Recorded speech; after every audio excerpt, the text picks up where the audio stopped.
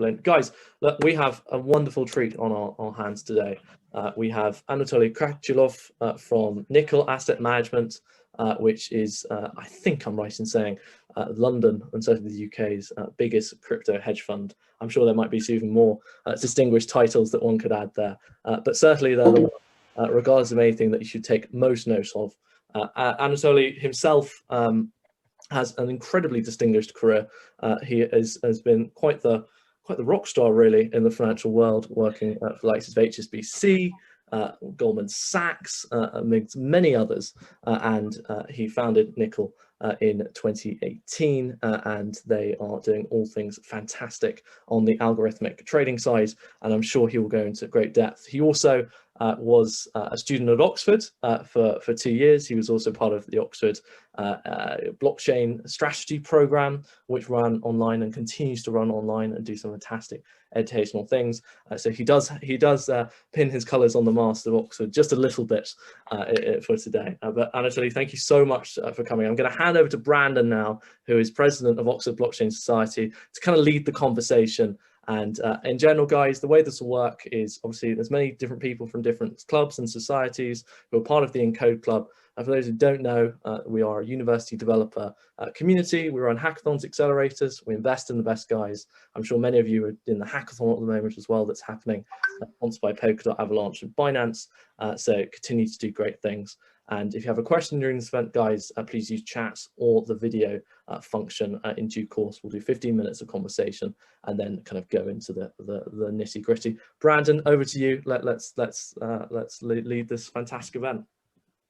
Sure. I mean, thanks for a wonderful introduction, Anthony. And once again, yeah, it's a pleasure to have you, Anatoly. Honestly, it's looking forward to quite an exciting AMA from someone with, you know, hands in the field and ready to roll. So I think we'll start off, you know, tailoring to the student community we have here. And the first question I'd like to ask essentially is, you know, when you were a young student, did you have entrepreneurial thoughts initially, or did you have your eyes set on the traditional, you know, 9-to-5 city career? Well, not always 9 to 5, depending on what side of the bank you're on, but definitely, yeah. So yes, hello everyone. Thanks for having me. It's really a pleasure being here today. Answering your question, well, I came from a very academic family. On one side, I had mathematicians. On the other side, nuclear physicists. I went completely a different direction into finance. And did I have any entrepreneurial? The answer is yes. But I always thought that the correct access to this market would be via traditional financial institutions, structures, before I would go into my own sailing.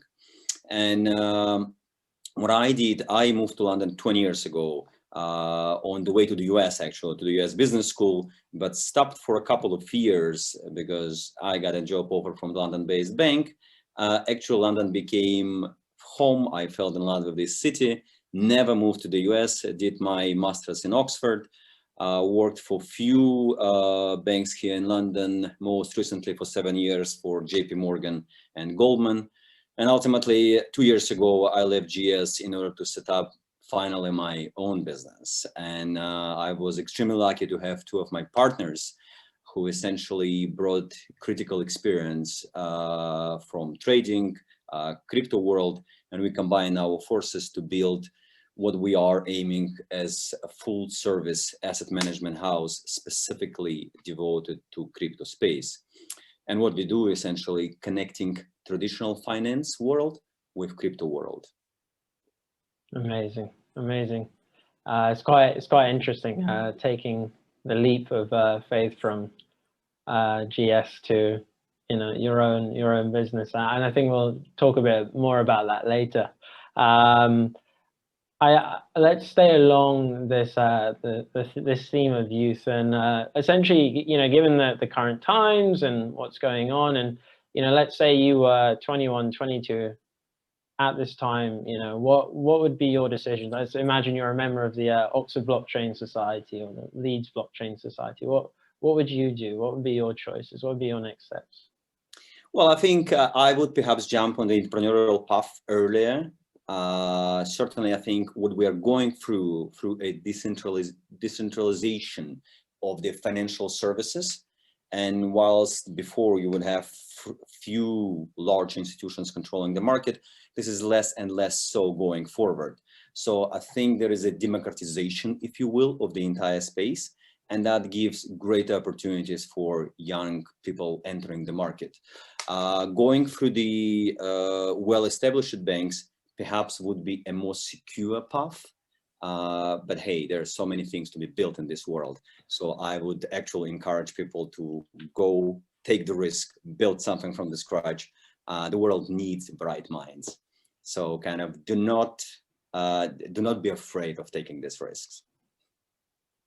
Awesome, amazing. I mean, yeah, I have to say, I do agree, but this AMA isn't just about my thoughts. I think what a lot of people are, coming across is, Bitcoin and cryptocurrencies, the price is high, and, often that can lead to, piling in of a lot of interest from people who have never been interested. And essentially is, what I think is often quite a pivotal point for people in this space is like, when did they first hear about crypto? When did you first hear about Bitcoin or Ethereum or cryptocurrencies?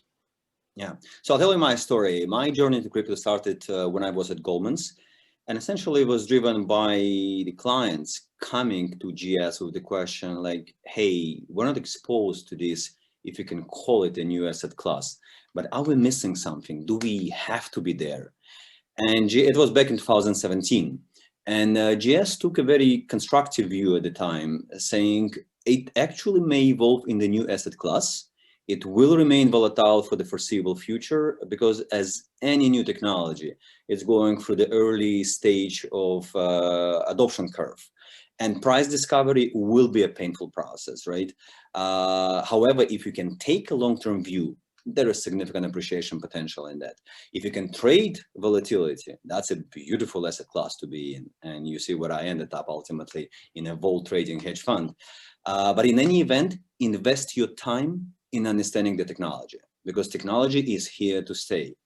And I have to say that before talking to clients in a constructive manner, I had to immerse myself in the underlying blockchain concept and Bitcoin and everything else being kind of some, how to say, kind of structures above blockchain, right?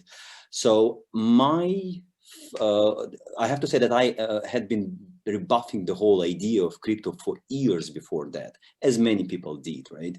And then I discovered the beauty of underlying math. And I have to say it clicked with me perfectly. Things like double spending, Byzantine general problems. You would remember the very famous US computer scientist, Leslie Lamport, when he came up with this problem back in 1980s. When you move from a centrally controlled system into a distributed system, and you immediately lost this central command post, right? Question, how do you coordinate actions of individual players? How do you find this consensus? And back in 1980s, it was described as the problem without really a solution. Solution was given many years later through the blockchain. And that actually captivated me. And then later on going through the Oxford Blockchain Strategy course, to me, it became a point of no return. And I thought that's a next evolution of the financial systems. And whilst crypto may still be very small compared to the other part of the financial world, it's likely to experience the highest growth for years to come. And from here, with two of my partners, Michael and Alec, what we decided to do is to build a bridge between traditional finance and crypto world, specifically addressing concerns which many investors would have when contemplating exposure to crypto. And one of the concerns was regulation. You would see that many funds are either unregulated in this space or operate in a semi-gray area. we thought you cannot access any meaningful capital without being properly regulated. That led us becoming the first FCA-regulated crypto ARP fund in the UK. Second concern, as we saw it, was that custody of assets and security around that is paramount, right? You may have a view on crypto. You may be willing to express this view, but if the risk is losing 100% of your assets, you will never engage. So basically, we looked at what formulas or models are available out there, and you start with the hold storage, which is not necessarily the safest way to keep your crypto. You go into self-custody solution with the devices plugged in USB, which certainly kind of a significant improvement. And it works on the individual level when you are in control of your private key and your asset. However, once you move to fiduciary management, when you manage someone's money, plugging in device wouldn't work, because by virtue of unplugging ledger from the computer, you create air gap between your device, your private key, and the internet. Theoretical North Korean hacker cannot get through to your device. That's fine, but the problem is what prevents you as a person controlling this device disappearing with it, right? And you have examples as in Quadriga exchange in Canada with the guy disappearing with $200 million. So it's certainly not a solution for institutional investors. Approach which we have taken, it has to be a third-party custodian. And more importantly, we have to eliminate what is called single point of failure. When one person controls the asset, it has to be a multi-organizational control, multi-signature essentially, right? Yeah. And that's exactly the formula we implemented. We have currently dual custodyship with Fidelity in the US and London-based company called Copper, which perhaps the world's leading solution for hedge funds in crypto trading. And basically what we do, we take private key and then we shard it cryptographically in three parts. These three parts are distributed between three individual players, one being investment manager, second custodian, and third fund administrator. And then by virtue of this multi-signature environment, you eliminate this single point of failure. Any movement of funds requires cooperation between these three parties. And it's usually kind of 2 out of 3 to create resilience to the entire system. But that's how we approached custody solution. We have today 28 investors, and everyone who did due diligence on us did due diligence on the custody solution as well, because this is such an important part of the entire equation, and everyone has signed off. As a matter of fact, a couple of fund of funds who are invested in us, they realized other investee funds were not as protected as our investment, so they forced them to move to our custodian, which is another validation that the formula was right. Ultimately, in addition to that, what we decided, we have to build a team of people coming from the traditional finance. And I'm going to show you what we have today. So this is the 3 founding partners who founded Nickel 2 years ago. And now we have grown. We are over 15 of us. And you can see that, again, pedigree of people coming from are from Bankers Trust, Goldman, JP Morgan, Morgan Stanley, UBS, Bank of America, Rothschild, Deutsche, Cheney Capital, Tudor. Kind of, we all worked for 20 odd years in the traditional finance, and now we're bridging this experience into crypto world. And the last but not least, we surrounded ourselves by the first-tier service providers, such as KPMG as an auditor, Tried and Trusted as fund administrator, Fidelity as custodian. It's names which are trusted in this world by the large investors. And essentially, by having this setup in place, you open the door for institutional investors to enter this space. And when we launched Nickel, we knew it's going to take time until that became on everyone's radar. But our view was it's only a matter of time. Institutional investor will follow into crypto space. And it's fair to say that 2020 became this pivotal year, to the extent that Financial Times called it 2020, the year Bitcoin went institutional. And that's a major thing to say for FT, which generally was negative towards crypto for years. It's a sea change, and you can see it across the board. So that was our path towards kind of bridging these two worlds. Amazing. I think there's so much to to pick out there. I think I essentially, before we jump onto the 2020, being year of almost crypto becoming, mainstream, especially with larger institutions, is what I'd love to hear about is essentially you mentioned the FCA regulation, and does that come with quite heavy constraints? Because essentially, like, I'm aware that many institutions want to get in, but they may not be aware, or essentially they may want exposure to the whole crypto market, for example, or the top 10 coins. And are you regulated in terms of which assets you can provide? Or, for example, could you provide a tokenized version of an asset, on an Ethereum network? Or does it have to be very clean cut and but traditional in that sense, if you see what I mean? So it's completely cold storage. Well, or essentially I'm treading into gray areas, but is that almost a future possibility, or is that just not possible with current regulations? No, regulation actually, what we found from our experience, the regulator has happened to be very constructive in approving people, or kind of regulating people like us. Essentially, the message is these type of business is perfectly legit. The coins which you can trade or cannot trade are not really restricted. We consciously do not go into privacy coins just to avoid this controversy around them.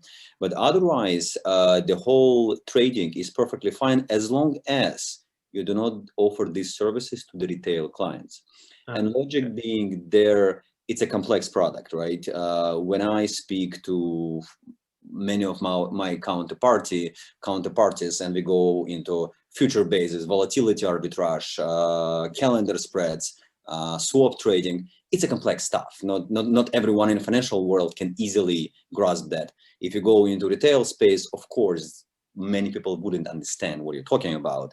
And taking these sort of risks perhaps are not designed for the retail clients. And the deal, if you will, with FCA is we are not offering these services to the retail clients. For that reason, the minimum ticket is $1 million. So at least technically, you immediately segregate more professional clients from retail, but it doesn't end there. We have to establish in our dialogue that people sitting on the other end of the table understand the risks they are taking and instruments we are using in our day-to-day trading. But to answer your questions, we can go into a wide range of coins. Structurally, within the market neutral arbitrage, which is our flagship fund, we are able to trade roughly 12 coins today. The reason being that in the market neutral fashion, when you take, say, 20 million fiat and you transfer into 20 million Bitcoin, you have to short corresponding future back to back. And then you have a structure whereby you have 10 million spot, 10 million future. And if spot goes down, so does the future. So basically your position remains market neutral, whatever happens. Now, the question is, how many assets out there have derivative market on top of that? Either future or spot or swap.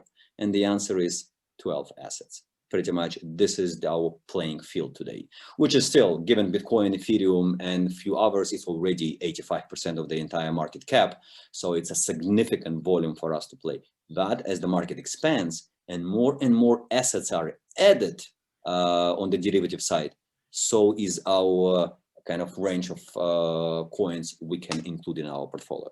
But generally, as market neutral ARB, the logic here is you're not taking a view as to where the market gonna go. And by definition, this strategy is not designed to outperform, say, Bitcoin or any other currency. It is designed to deliver very sustainable returns, whatever happens on the market. For me, -20 in the market, as good as +20. The volatility is the one we are trading. we're not taking a view on the directionality. We're trading a view that market is likely to remain volatile for the foreseeable future. And from that perspective, we should be able to extract the return from that market. And the trading itself is what is called cross-exchange, cross-venue arbitrage. You're looking on multiple exchanges around the world and multiple currency pairs. It can be Ethereum versus Cardano, Cardano versus EOS, Bitcoin versus anything else. And you can triangulate various structures in order to extract price differential if these assets are mispriced. The linear arbitrage, the easiest would be you have one asset which is supposed to be worth 100, but for some reason in Coinbase San Francisco, it's priced at 101, and in Tokyo on Liquid, it priced at 99. So what you do, you just balance these two trades, buying in one place, selling in another, until you bring the price to 100. Job done. You stabilize the market, you extract a certain value. Essentially, people like us, we are bringing greater efficiency to the market. The more arbitrageurs are out there, the more efficient is this market. But given how unique is crypto space, specifically it's 24/7 as a trading pattern, and don't underestimate how different it is to the conventional world. In both fixed income and equities, it's a 5 days a week trading pattern. These guys are closing for beer on Friday and don't show up back until Monday. And from our perspective, this is such an archaic way of trading asset when crypto trades 24/7. And for that reason, we can simultaneously arbitrage between San Francisco, London, and Tokyo, whilst in the old conventional world, these they're going to be 1 hour of overlapping opening hours, right? Otherwise, San Francisco just about to open, Tokyo is just about to close. So you don't have this luxury of arbitraging between multiple time zones. In crypto, it's part of the day-to-day operations. And that variety of multiple exchanges across multiple time zones, multiple coins you can trade, that's what creates arbitrage opportunities. And our interesting observation that in the old world, I mean, conventional finance, you have pretty much monopoly of different exchanges over different assets. For example, IBM is generally traded at New York Stock Exchange. There is a secondary listing in Frankfurt, roughly 3% of the entire volume. And the answer is, who cares? It's such a small part. Really, this asset, IBM, is traded on NYSE. And that's monopoly. It's difficult to arbitrage because there is no secondary listing somewhere, right? Kind of meaningful one. In crypto, on the other hand, Bitcoin, there is no monopoly on Bitcoin, right? Any single exchange is able and does trade Bitcoin. And it's open competition, right? Who can attract biggest volume kind of drives the market. And Binance, who recently presented here, exactly kind of took these leadership positions because of the efficiency. Because of the fee structure. There is a number of companies which you have to pull together, but ultimately open competition. From our perspective, if the same asset is traded on multiple exchanges, there are likely to be slight mispricing. For example, you may have Tokyo in the middle of the white day and San Francisco in the middle of the night. Question, if there is a news break, what's the probability both exchanges are reacting absolutely simultaneously? Or there is half a second delay? In our world, which everything is measured in milliseconds, that's an eternity, half a second. So kind of the machines would immediately identify this price dislocation and would fire trades in order to take out this discrepancy from the market. And that's how you're able to extract value without taking a view where the market is going to go. Actually, sorry, go yeah. ahead. Yeah, no, it's I was thinking along similar lines with this decentralized network of exchanges, and how essentially the flow of information over time zones can really create a nice spread of opportunities. It's I think there's just so much there to unpick, and I mean, you've touched on lots of things I wanted to discuss, which is, the corporate world versus the crypto world, and it, being 24/7. But there's a lot of oh, do you want to talk about this slide? It's just kind of visuals to what I've just discussed. So you see, kind of you have this triangle which you break into 3 individual trades, and then the one leg can be traded in San Francisco, second on LMAX in London, and the third one in Tokyo. And for the market, these are 3 completely independent trades. For you, they are part of the same triangle. And because you can execute this triangle in roughly 100 milliseconds, ultimately you can do 10 sequential triangles like that in 1 second. And you would run this operation until you exhaust this opportunity, or the capital which was allocated for this particular strategy would be exhausted as well. Then machine would go back to humans and would ask for additional capital. But that remains in our discretion, whether we would allocate additional capital or not. Because ultimately we have 7 sub-strategies running within the fund, and we are taking risk management role here, right? Kind of how much capital you're willing to deploy in different sub-strategies. But this is one of the representations of this triangle arbitrage global. Yeah. Okay, over to you. Amazing. Brandon, should we start opening up? I'm conscious was quite a lot. Yeah, exactly. Yeah. Guys, do we want to? So the general rule is, if you want to ask a question face to face, please raise your hand. We'll turn your video on. Either kind of works. And so we've got Peter here. He'll be the first one, and we'll try and do some of the written questions as well, Brandon. Oh yeah, there are quite a few in the chat. There's a lot of questions. We're going to be here a while. Okay, Peter, who is president of the University of Aberdeen's Blockchain Society. Over to you, sir. Hello, Anatoly. I have 2 simple questions.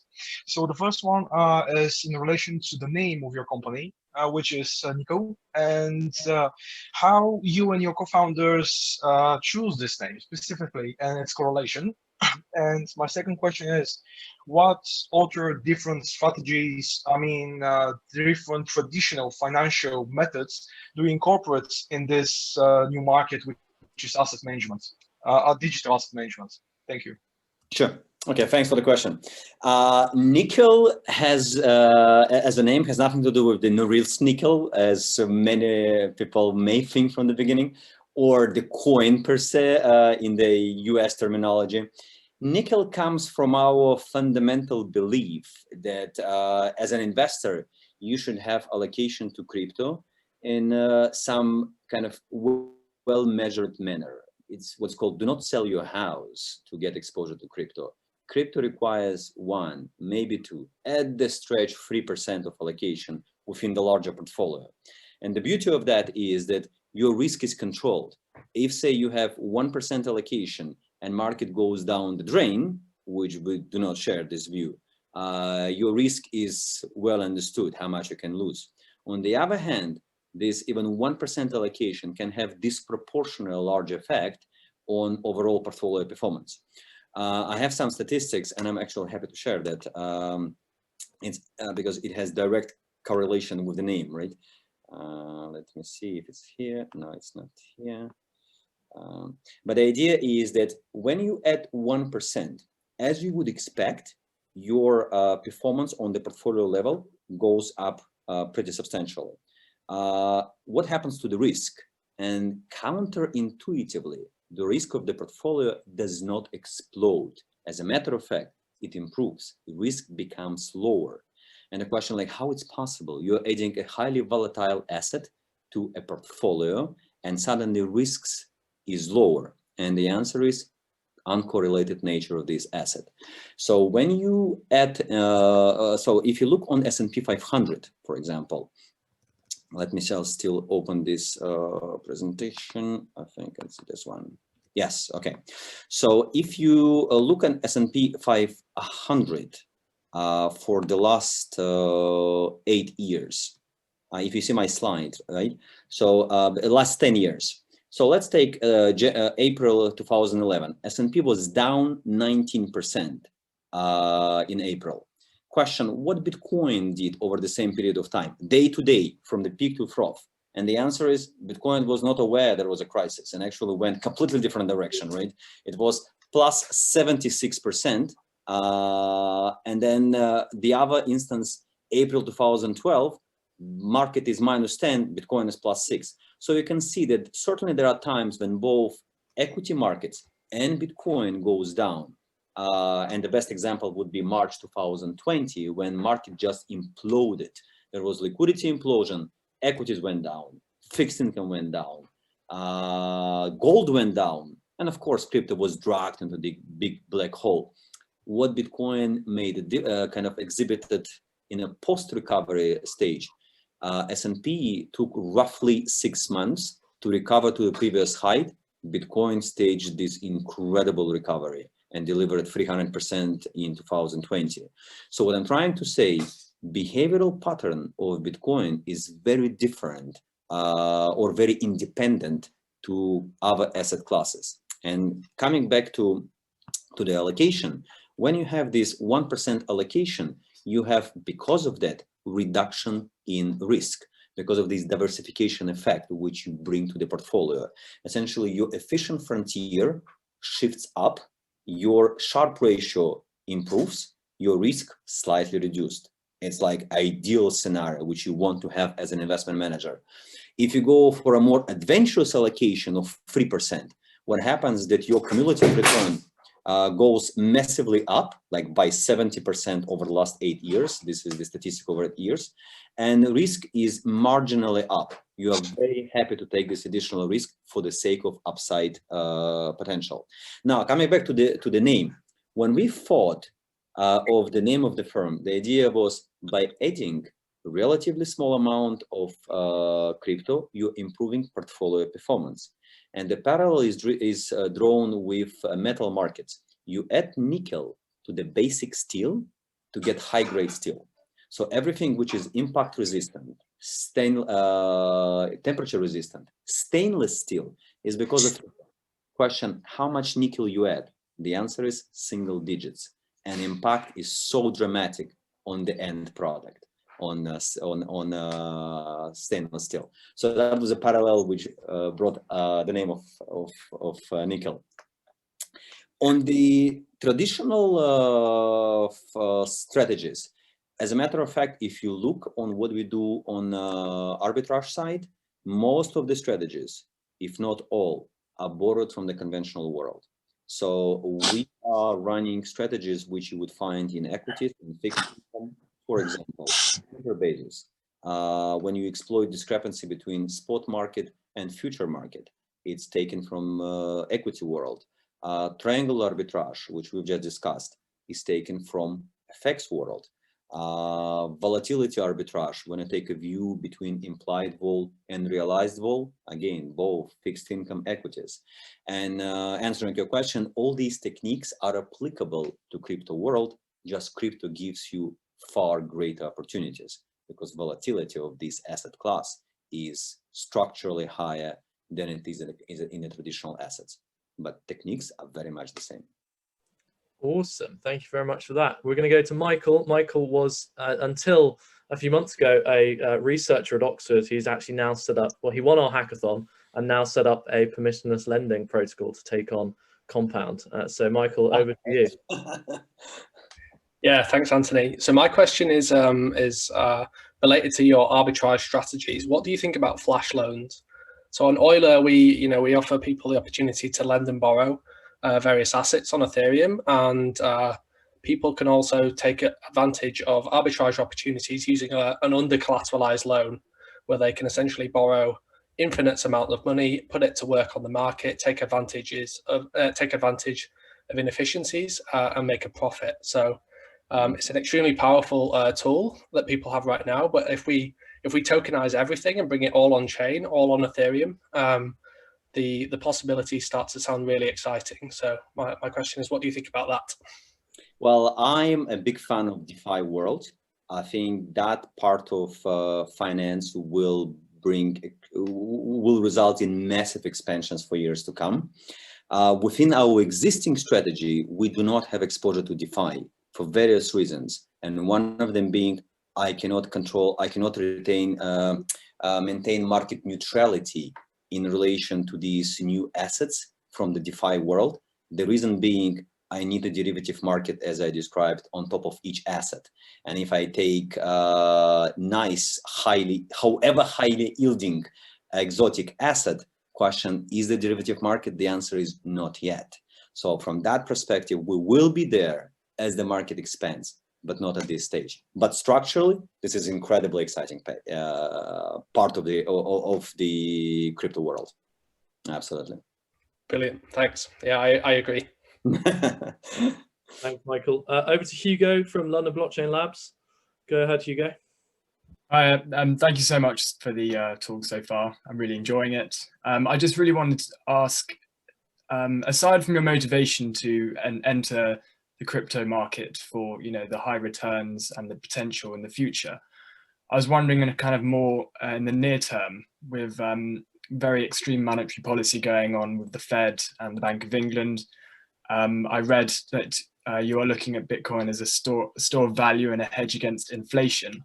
So I was just wondering, how can you apply certain macroeconomic analyses on future inflation when we are living in such kind of turbulent and unpredictable times? For example, you know, the last 10 years of QE didn't see much inflation associated with it. So will this inflation be hyperinflation? Will it be occurring soon or in the longer term?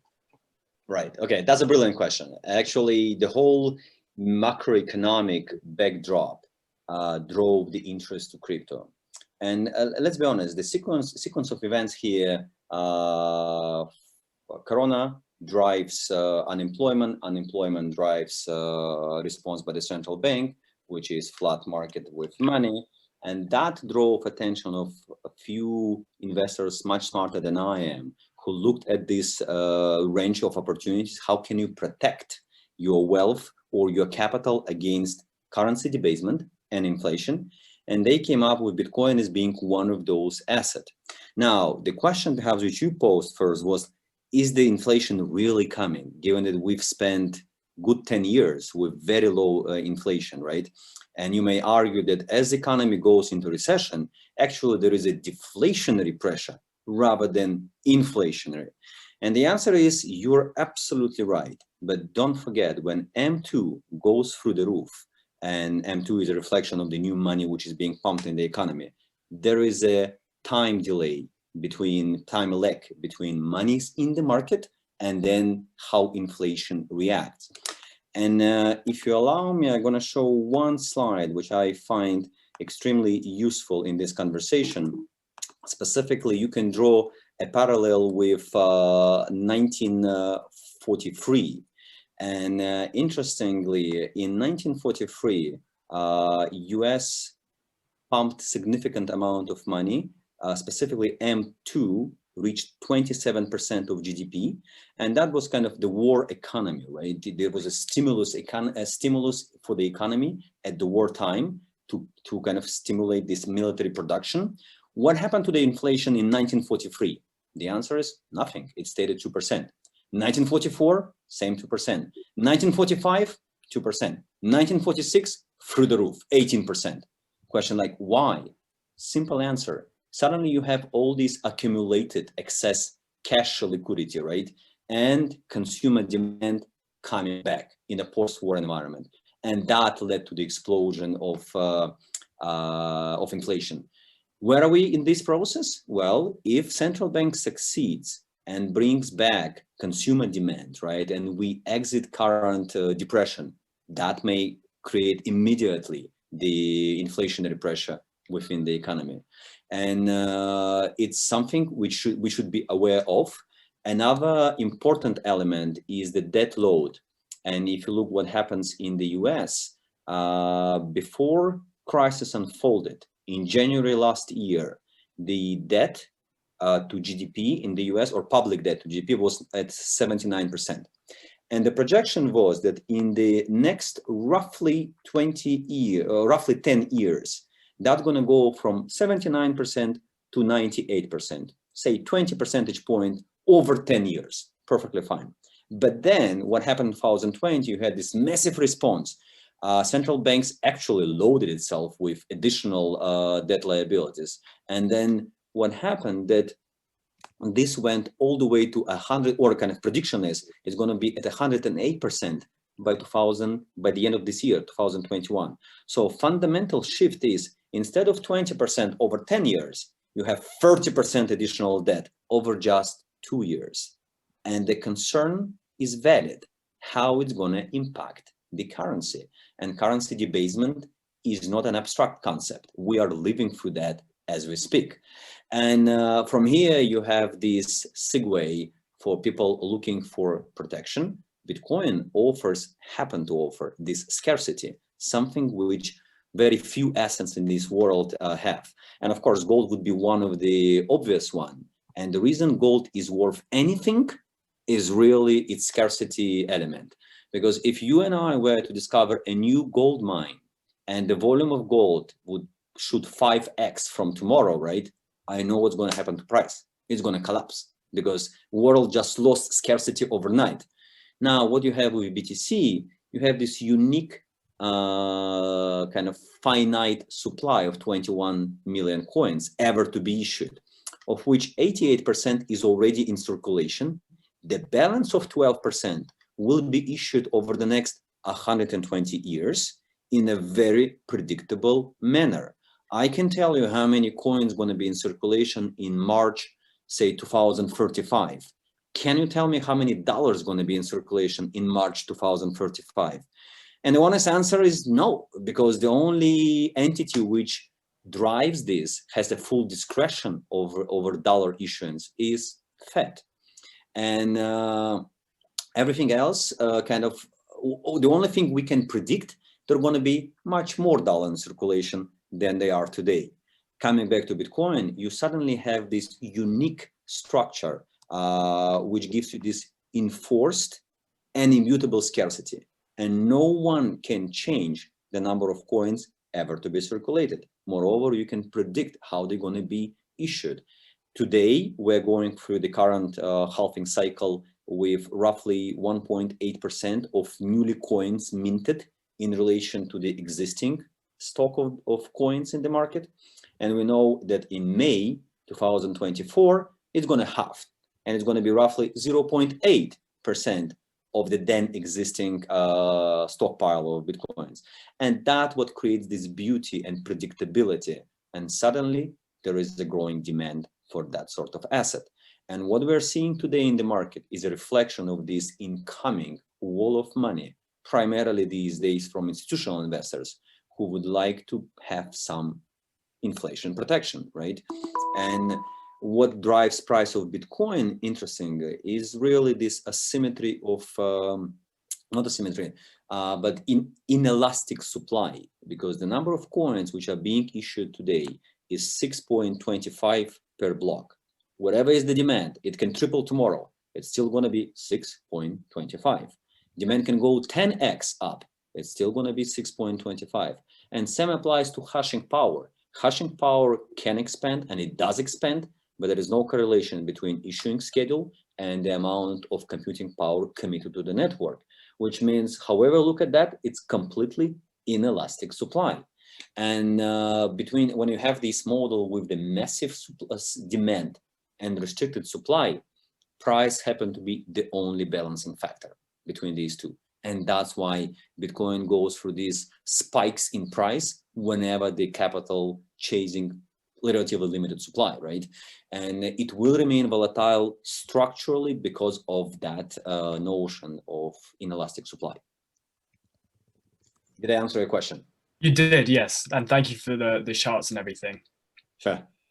Awesome. I think George's going to read some of the questions out from the chat. So George, over to you. Oh, George, you're muted. The classic. Just firstly, just some kind of quick fire questions. First one is, which exchanges do you trade on? Because I know that can be a difficult question for institutions sometimes, which to choose. Okay. I think I have this on the slide. I'm going to show this to you rather than just explain. So it will be usual suspects. So this is pretty much kind of our general map of the world.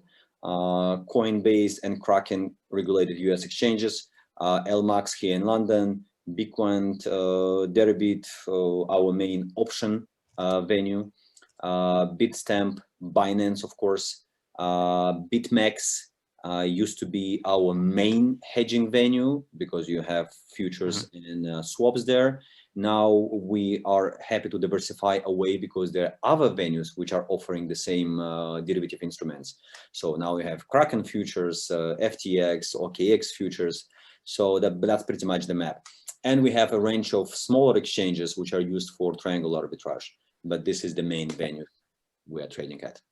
Awesome, thank you very much. And the second one comes from Mo, which is around keeping track of the different assets and instruments, the trading data, but given that a lot of exchanges have slightly dodgy APIs that can have a lot of lag. So is there any way that you use that data or try and make it more efficient and clean? Well, you certainly have to go through this cleaning of data you are getting for the exchanges. But of course, APIs, something we develop on our end, and it's everything built on fixed APIs, right? But yeah, you have to be careful with the data you get access to. But ultimately, this space is built on the democratization element, in a sense, kind of all data is freely available. It's how you make use of this data and how do you, what conclusions you extract from this data, what extrapolations you run, that's up to you. And that's where the battle of minds is. Essentially, the whole algo trading is who has the best algo out there, right? And each algo has its own shelf life.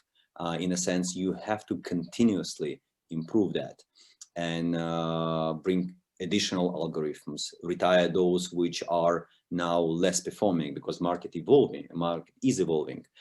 So yeah, hopefully that answers your question. That's great, thank you. There's been a few questions on the kind of regulatory side, and this one in particular stood out from Peter, which is, what's your view on the recent FCA ban of derivatives based on underlying crypto assets in the UK? Well, I understand why FCA did that. It really, if you look carefully, there is no ban on cryptocurrency trading. You can still trade spot. What FCA is against, people engaging in the leveraged plays, right, via CFDs or other leveraged products or options trading. The idea being it's such a volatile space that probability of losing money is pretty high. And the idea is leave it for the professional players. And for that reason, there is a clear segregation. If you are professional, there is no limitation. If you are retail, the idea is stay with the spot market. Do not go into leveraged plays. So I understand why they have introduced that, really kind of to limit potential losses on a general investment population. Sure. We have one question here from Will, which is, do you think the behavioral finance and heuristics are more influential in crypto than in traditional finance, as fundamentals for crypto are quite often harder to ascertain than, say, for an equity?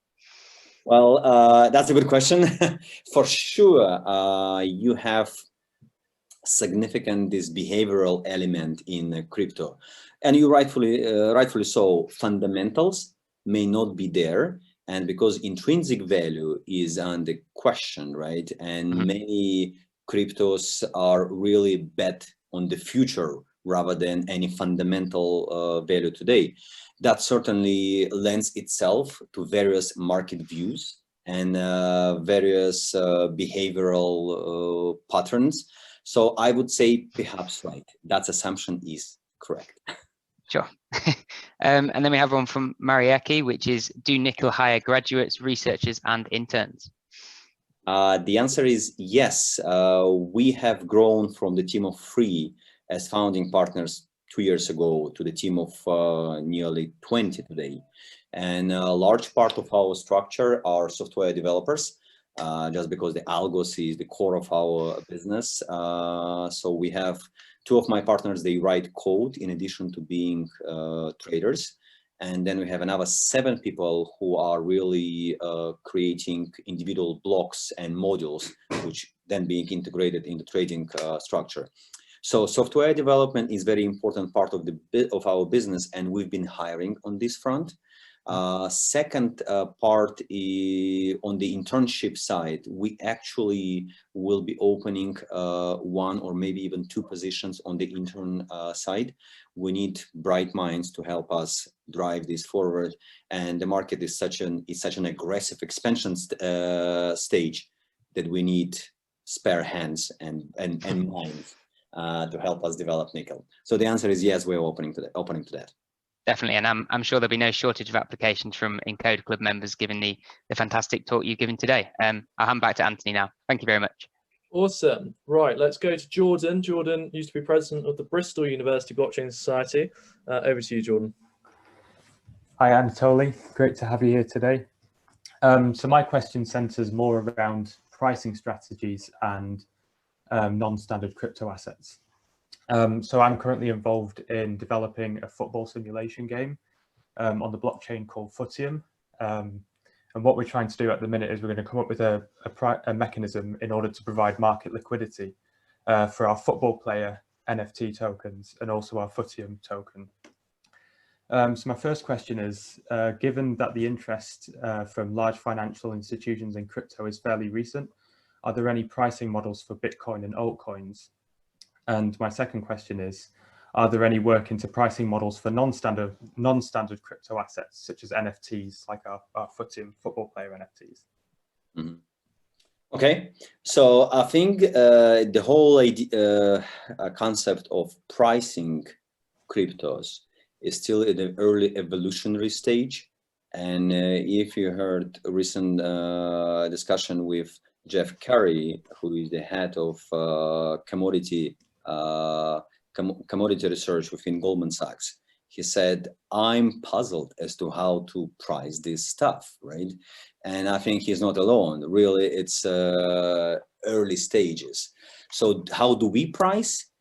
As a matter of fact, within Arbitrage Fund, we're not expressing the view what is the fair value of these coins or these individual assets. We're really taking advantage of the price dislocations, right? And I think only over time we would assign, if any, value to any individual coins. And one of the sub-strategies, which is called relative value, within RV, you would trade between two coins, say Cardano versus EOS. And to do so, you have to have fundamental view on both coins. And in from our perspective, it's perhaps a bit too early for this market to express a view fundamental on these coins, or at least this view to be widely accepted by the market. For that specific reason, we decided not to go into relative value trade at this stage.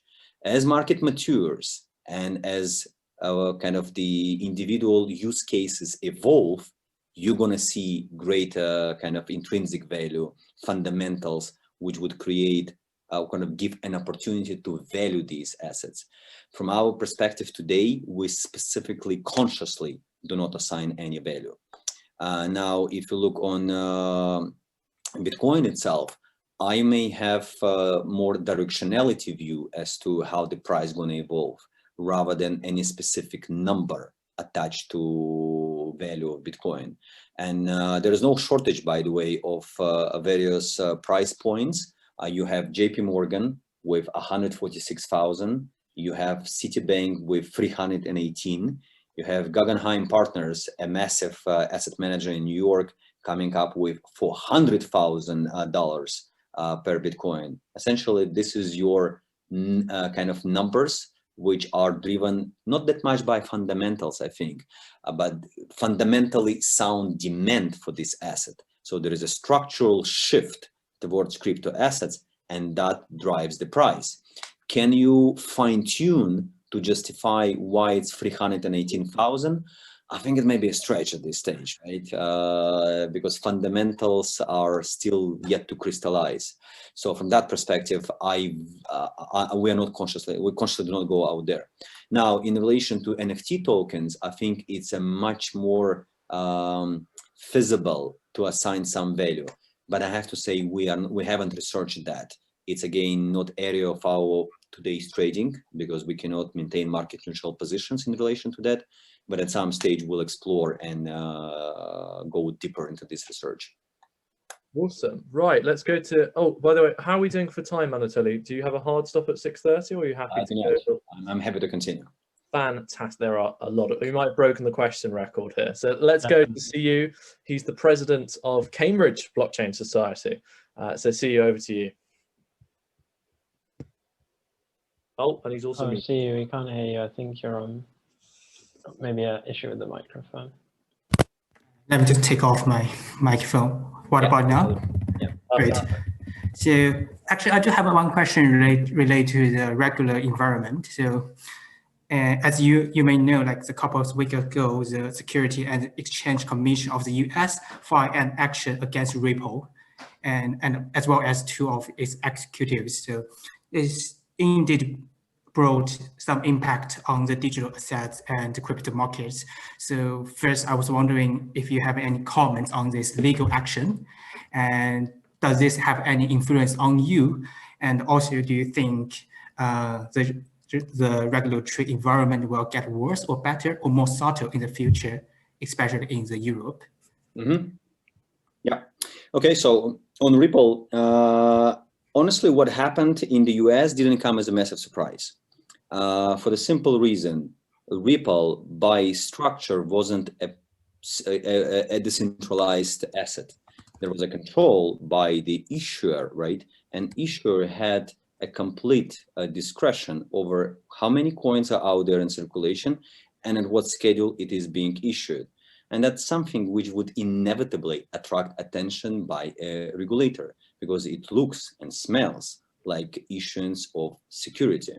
And whilst I can see the use case for XRP, I always dislike the idea that it is a centralized asset. It really goes against the ethos of crypto assets. From that perspective, what happened perhaps could have been expected. How it impacted the overall crypto market, I was really pleased by the resilience exhibited by other assets, including Bitcoin, Ethereum. There wasn't really any massive correction because of this news. As a matter of fact, Bitcoin is still up for the year, good 15 or 20%. So it's certainly kind of resilience is there. This is very idiosyncratic event in relation to this particular crypto assets for very particular reason. Now, in terms of regulatory environment, I think what we've seen in recent months in the US is extremely encouraging. So first, in September last year, you have OCC, Office of Currency Controller, allowing commercial banks in the US to custody crypto assets and stable coins. Now, if you read between the lines, you don't allow your 8,000 banks or so to go into crypto custody, and then you would jump out of the bushes 2 months later and saying, I'm prohibiting all the crypto assets. Like, why would you create this distress to your own system? Of course, that's a very first sign that the US is taking a constructive view on crypto. Instead of banning it, instead of trying to deny this new sector, they decided just to embrace it, right, from a regulatory perspective. And by virtue of that, they actually can tax it if they go this way. But more importantly, they're allowing this innovation to evolve rather than rather than depress the whole innovation. Second, the realistic scenario of them shutting down Bitcoin is very impractical. If you think you have these 10,000 nodes around the world running the network, and if you go into open war banning Bitcoin, essentially what you have to do, you have to shut down all 10,000 nodes. If you are successful shutting down 9,000, well, guess what? Network will continue to perform perfectly fine. You shut down 9,900, system will operate perfectly fine still. So it's such an impractical attempt to close this network that from the enforcement point of view, you are bound to fail. And I think US just taking this view, let's embrace it. And the biggest event actually happened literally 2 weeks ago, when on January 4th, the same OCC now allowed commercial banks not only to custody crypto assets, but also become participating nodes in a distributed networks, essentially becoming one of these 10,000 servers which are maintaining Bitcoin network, right? It's designed for the stable coins, but also for crypto. One of the opinions that the way it is currently developing, crypto payment rails may become as kind of maybe put on the same level as SWIFT or FedWire. And that's a massive leap forward. Essentially, kind of crypto is being accepted and it will be regulated, but it will become part of the financial ecosystem. And I think this is a smart way to approach that, because in the modern financial system, which is distributed by its nature, how we're going to move forward, right? Many commercial banks can become to some extent irrelevant unless they adapt to the new system and become part of this new ecosystem. And what OCC did in the US, they acknowledged that this is the way forward in kind of this joining old system with the new one, rather than trying to ban or prohibit anything. Right, yeah, I agree. Thanks for the very enlightful comments and explanation. Awesome. Thank you, Siu. Over to Stefan. Over to you. Hi. You mentioned the fixed supply of Bitcoin, and I have like two quick questions on this. First is, what do you think of the stock to flow model? You know, it's this model that let's say basically the price of Bitcoin is driven by its fixed supply. And another one is my impression is that institutions have been mostly going after Bitcoin and not as much after other coins. And do you confirm this? And do you think it's connected to that fixed supply feature? The answer is absolutely, short answer. The longer answer is indeed, if you go to stock to flow model, for everyone, the way it works, you take what is being supplied on the annual basis as additional inflow of asset in relation to the existing stockpile, right? And in case of Bitcoin, coming back to the chart which we discussed earlier, you have roughly 1.8% of the new coins. This is the one. Anyway, roughly 1.8% of the new coins being issued on the annual basis. You relate this to the existing coins in circulation. I think current stock to flow roughly 50 or 50, right? Essentially, how it's compared to gold. Gold has stock to flow of 66, which means the amount of gold which is being dug out of the ground these days, you need 66 years to match what is already in circulation. For Bitcoin today is roughly 50, if I'm not mistaken, but after the next halving, it's gonna go well above gold's stock to flow model, which means indeed there is a scarcity of the new coins coming to the market. And from my perspective, that's exactly what assigns value to Bitcoin. And as I'm saying, actually, you have to be careful, as some of the investors are mixing this cryptocurrency with crypto asset. And when people call Bitcoin and other assets cryptocurrency, they may unintentionally confuse themselves with the expectation that if it's a new currency, it's supposed to be an efficient mean of exchange, i.e. you should be able to pay for any goods, including your Starbucks coffee, with Bitcoin. And let's be honest, as the mean of exchange, Bitcoin is not very efficient.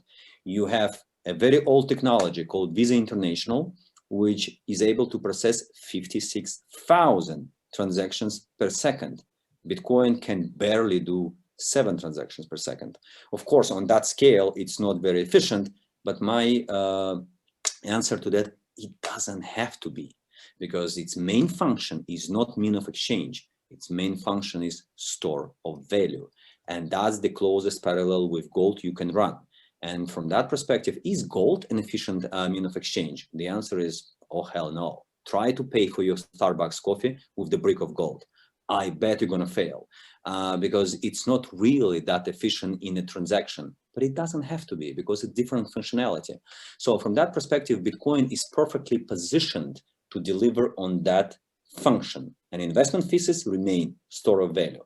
Now, to your second part of the question, what institutional investors are looking for, majority of them who are coming to the market today are looking exactly for the store of value. It's kind of a complementary asset to the traditional gold, and they are searching within the ecosystem of cryptos. Bitcoin delivers on that promise. That's why the majority of capital will come into Bitcoin. Will some of the institution go into Ethereum? Or let's pause it for a second. Is there a use case for Ethereum which allows us to exist in parallel with Bitcoin? And the answer is absolutely. It's completely different use case. It's a smart contract platform, right? And that use case is even more technological than Bitcoin itself. And but Ethereum is not very good store of value, because you have this discretion as to how coins are being issued in circulation. And from that perspective, scarcity element is not as powerful as it is in Bitcoin. For that reason, you have Bitcoin as a store of value, Ethereum as a smart contract platform, and then many other coins may cater for a specific, very narrow use case.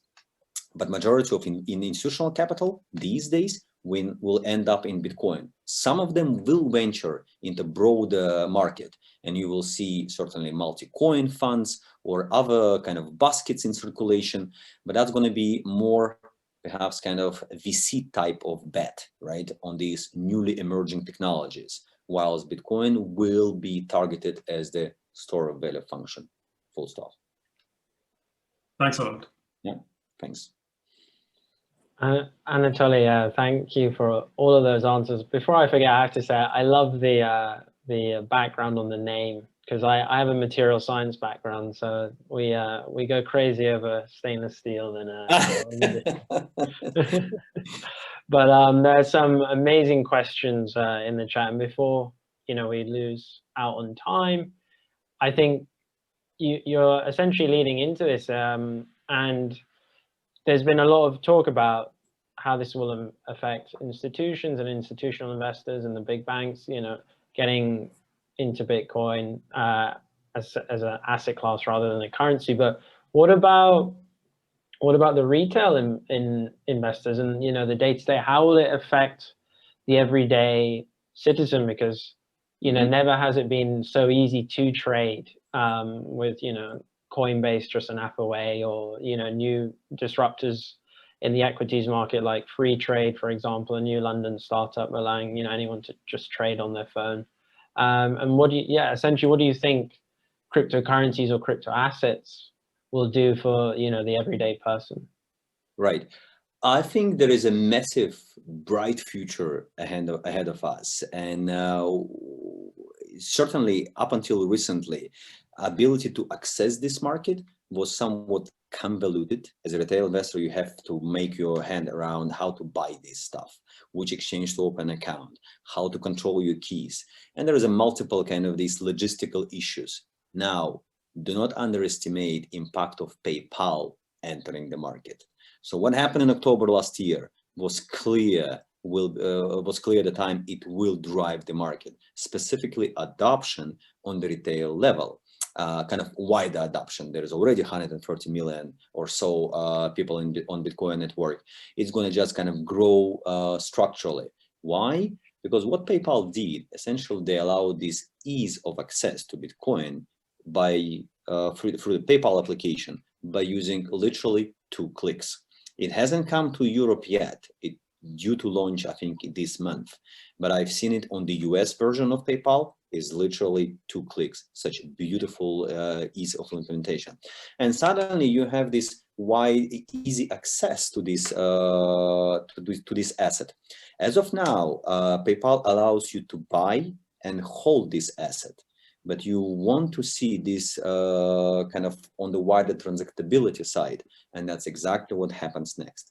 Now PayPal will allow, in addition to, well, but first of all, number of clients on PayPal is 346 million, right? If 10%, 20% of them go into crypto, that's going to create enormous inflow of capital in this asset class. But second, on the transactability front, PayPal will allow 26 million of its merchants who are accepting PayPal payments. now to accept Bitcoin. And that can be explosive, absolutely. I wouldn't know why would you want to spend your Bitcoin. I would rather keep it as an investment, given its appreciation pattern. But assuming you are willing to do so via your PayPal application, you will be able. Now, the question technical is like, how these mom and pop shops and all these merchants out there suddenly can adjust their accounting system to accept Bitcoin? And the answer is they don't have to, because PayPal does that for them. And if you are a merchant sitting in US, what happens at the time you pay with your Bitcoin, PayPal immediately converts it at the point of sale into local currency. And then the local shop gets Bitcoin, gets local currency, being dollars. So it's interesting. Now you as a client, you've spent Bitcoin because you wanted to. Local shop got its own fiat, being dollar, sterling, or whatever country they're located into, and they're happy. And PayPal in the middle made perhaps 1% FX fee, and PayPal is happy. So everyone in this ecosystem suddenly kind of gets its perfect satisfaction. But what it allows now for this massive, not only store of value, but also suddenly exchange of this value amongst market participants. And I think retail investors will certainly would want to own part of this piece. And I think that the overall adoption of crypto will be massively on the rise in the foreseeable future. There are going to be some more efficient protocols than Bitcoin, which would allow you not only 7 transactions per second, but perhaps 100,000 transactions per second. And that will make it so much easier to transact around the world in a borderless fashion, right? So I think traditional banking systems and things like Western Union, MoneyGrams, they will come under pressure because the competition from crypto will create the squeeze on their relatively high fees as of today. But crypto will drive this efficiency. And I have to say, from our day-to-day business, we certainly see this difference between being in the fiat world and being in crypto world. When investors are subscribing to the fund using fiat, and that's the only currency we're accepting, it may take a couple of days whilst the money are finally reached us. And if it happened to be weekend, then wait until Monday, the money going to be created on Monday. But once you enter crypto world, everything immediately flies. And our kind of transactions between San Francisco, London, and Sydney takes milliseconds, right? Kind of minutes, okay, but not couple of days. And that's the beauty of crypto world. I believe all crypto assets will go through this adoption curve, and people like PayPal just really igniting this adoption. Amazing. I'm still conscious of time, and I'm essentially trying to coagulate some questions because this is an excellent few to lead in. Is essentially then, what does this look like going forward? So technologically, this makes sense, but we're looking at the disruption of roles of what governments and the Fed usually plays, which is the issuance of currency. And when you have cryptocurrencies in this space, and you said the regulation in America is allowing this evolution to take place, but are we going to a Bitcoin standard versus a gold standard? How will this affect democracies around the world, where all of a sudden you can exit, so to speak? What are your thoughts on that? Quite open-ended, but with scenes in Russia at the moment, with Navalny, in the States with the new president, and the protests. Essentially, how does this affect power? This new evolution. Well, certainly any decentralized system undermines centrally driven structures. Bitcoin is a perfect representation of decentralized system. Will it become an absolute reserve asset undermining gold? Well, a Bitcoin maximalist would tend to say absolutely. I'm happy to be more balanced and say Bitcoin will have its will create a very healthy competition to gold. Both assets will coexist. Bitcoin is an incredibly powerful complementary asset. As a matter of fact, much better asset than gold, right? But it will take time until it acknowledged like that around the world. But as I've seen some of my clients who initially entered Bitcoin space as part of the allocation within their portfolio, ultimately decided it would make sense to sell part of gold allocation in favor of Bitcoin. And all I can say, that's the right investment decision, right? Both assets, you should keep both assets in your portfolio, but structurally, Bitcoin is likely to outperform gold. That's how it is positioned within this evolution.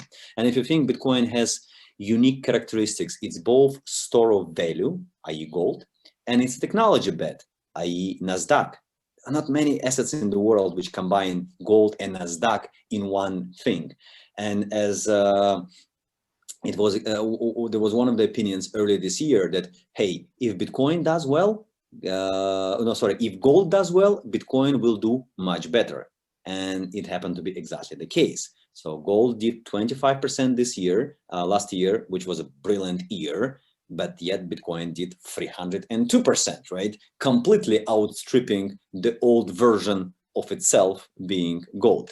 Now, what's the path towards global currency or reserve? It wouldn't be a smooth path because you would expect many governments to fight back. Essentially, everyone wants to keep monopoly on issuing its own currency.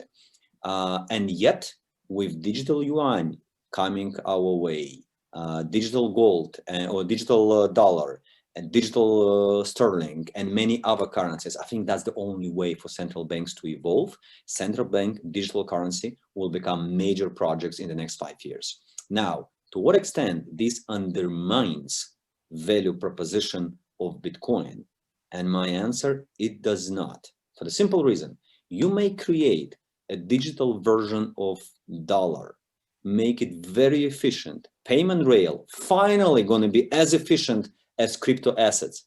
But there is one structural weakness. This digital representation of dollar is still controlled by one entity called Federal Reserve System, which means discretion with the number of these digitally minted coins, again, lies with the one entity. And for that reason, as a store of value, it just fails the test because it can be inflated at any time. Coming back to Bitcoin, just because it doesn't have this dependency on one single entity, that's the beauty of this system.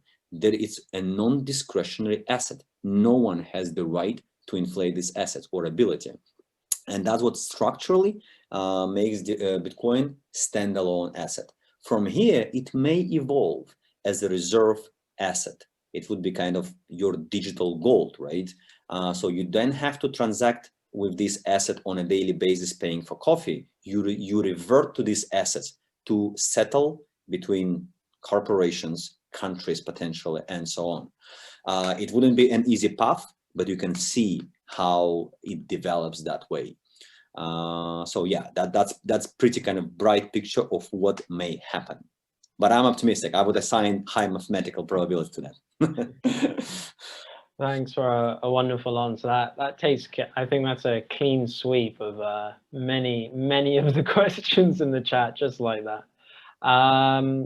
Yeah, so I think we should aim to wrap up soon. So probably one more question.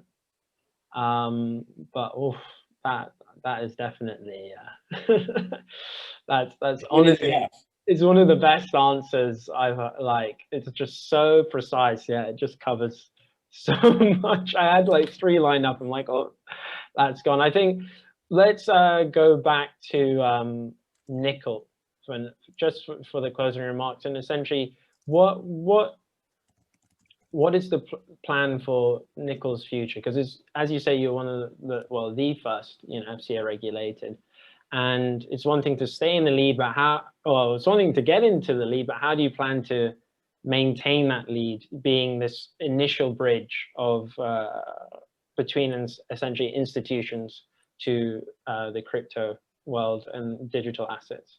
Mm-hmm. Right. So when we launched arbitrage as our first investment solution given to the world, the idea was, let's implement something which is perhaps the most difficult strategy to implement, because you have this low latency trading amongst 17 exchanges. You have to build API connectors. You have to collocate your servers close to your critical infrastructure. You have to optimize for this global scale of trading. You have to build risk management systems on top. And if you can if you can build something which is in a resilient manner, deliver very sustainable returns, then you should be able to build simpler products in addition to that.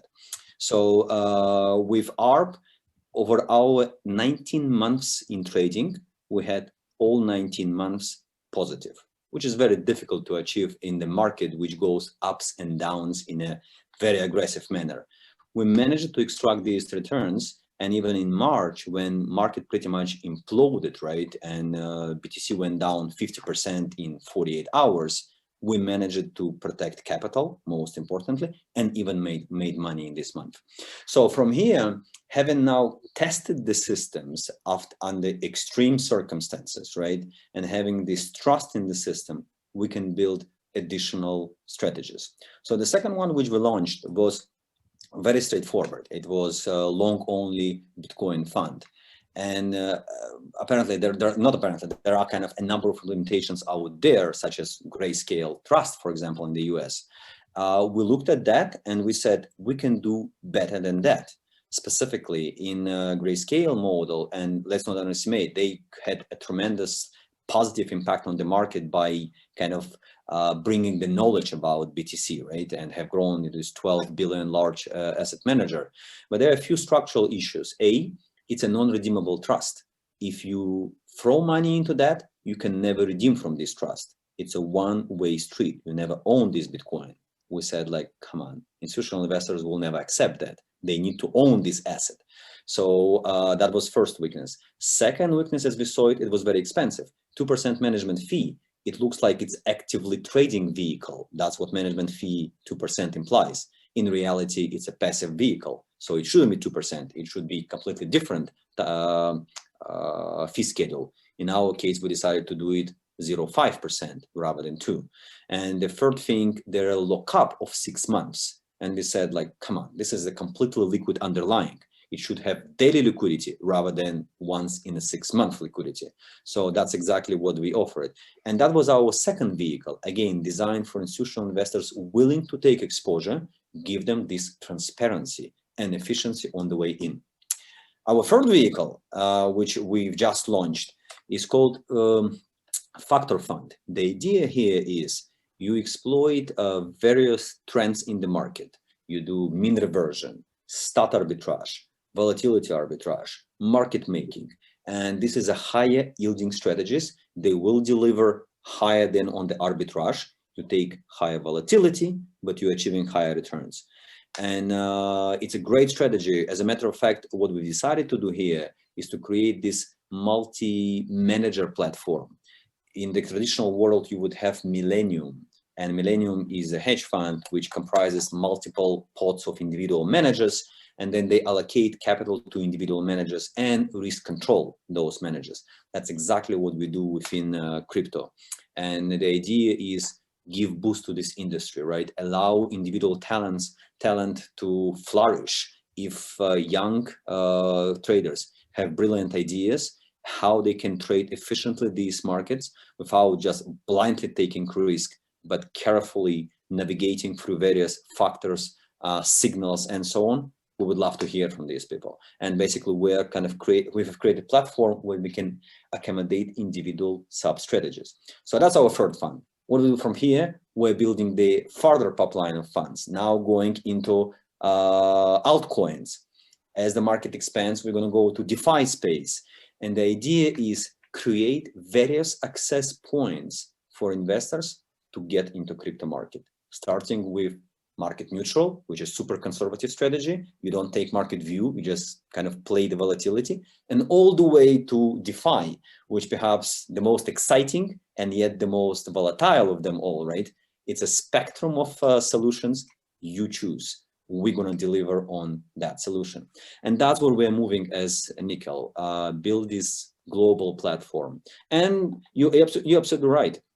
We have early advantage of being one of the first in a very structured manner approaching this market. But you cannot really rest on this. You have to build, you have to innovate, you have to create. And in parallel to that, what we see as our mission is really help people understand this space. And if you look on our website, we have so-called learning center. And I encourage everyone to go and look into that. We have collected all critical pieces, articles about crypto, educational material since 2008 until these days. So not everyone would come, but what we thought was the most valuable, most impactful pieces ever published, we would put them there. Starting with the very first white paper on Bitcoin and going all the way to 2021. So the idea is help people understand this space and make an informative decision. They may say, like, having looked at crypto, I'm refusing to go there, and that's perfectly fine. But I think many people who come to this space, they appreciate the beauty of the whole structure. And ultimately, you help them navigate through that and take exposure. Wonderful. I think that's a perfect time to wrap up and a perfect way to end. Honestly, Anatoly, you've spoiled us, I feel, this evening. You've really spoiled us with excellent answers, wonderful slides. We're really happy to have you. I think it's been a great evening, considering we started an hour and a half ago where you mentioned that initial point at GS where the advice was invest your time in understanding this asset class, and here we are ending on that point again. Actually, I do advise everyone, those who are new to this space, do have a peek at Nickel's website. It's a great knowledge base. It really is. I had a look earlier a few weeks ago, and there is a good pick of great articles, blog posts, even YouTube videos that you can have a look at just to get fundamental understanding of the system. That's and also, it's a pleasure to do this event with Encode Club. Any blockchain developers definitely get involved with their hackathons, and they're fantastic, doing great work. So thanks a lot, Anthony, for getting on this call with us. And thanks for everyone for being a great audience. Honestly, the number of participants have been huge, and we've maintained pretty much 95% of them throughout this whole call. So it just goes to show this, the numbers don't lie, as you are well aware, Anatoly. So once again, thank you. It's been an absolute pleasure, and yeah, hopefully we can have you back again, and maybe even hear more from the Oxford Blockchain Foundation as well. Absolutely, it was a tremendous pleasure. Many thanks, guys, for your invitation, and it was great audience, great questions, and I'm happy to be back in the future. Awesome. Thank you. Thanks all. Enjoy the rest of your evenings. Brandon, well hosted. Anatoly, thank you so much again. And Encoders, Oxford Blockchain Society members, see you all very, very soon. Bye, guys.